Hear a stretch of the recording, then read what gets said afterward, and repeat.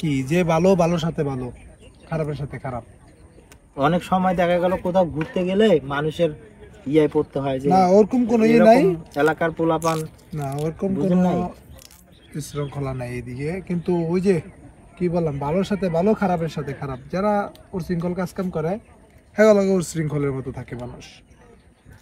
জানে এখানে অনেক দূর থেকে তো লোক আসে, ঢাকার বাইরে থেকে আসে বা ঢাকা থেকে আসে, ঠিক আছে না, আসে এগুলো ঘুরতে দেখতে। এই গোলাপ গ্রাম কিন্তু আসলে আমার কাছে অনেক সুন্দর লাগলো এবং পরিবেশও অনেক সুন্দর।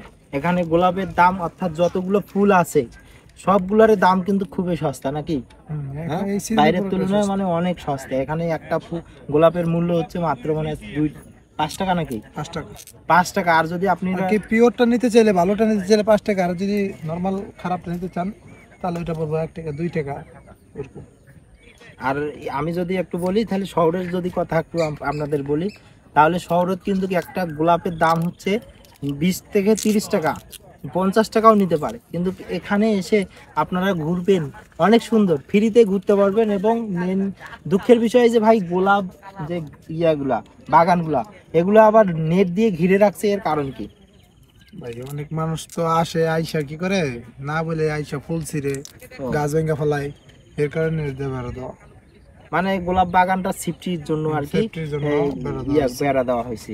তা আসলে মানুষ তো আসলে খারাপ, ঠিক আছে, যে সবাই তো আসলে বুঝে না যে হুট করে গোলাপ বাগানে ঢুকে একটা ফুল ছিঁড়া মানে পুরো গাছটার সৌন্দর্য নষ্ট করা, বুঝতে পারছেন। তো এ কারণে তারা এখানে আপনারা যদি আসেন তাহলে দেখবেন প্রত্যেকটা গোলাপ বাগান নেট দিয়ে ঘিরে তারা রাখছে, বুঝতে পারছেন।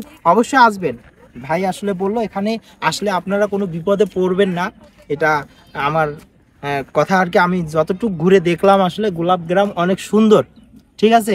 যারা যে যেখান থেকে আমাদের ভিডিও দেখতেছেন অবশ্যই সাথে থাকবেন এবং ইউটিউব চ্যানেল ফেসবুক পেজটি ফলো দিয়ে আমাদের পাশে থাকবেন।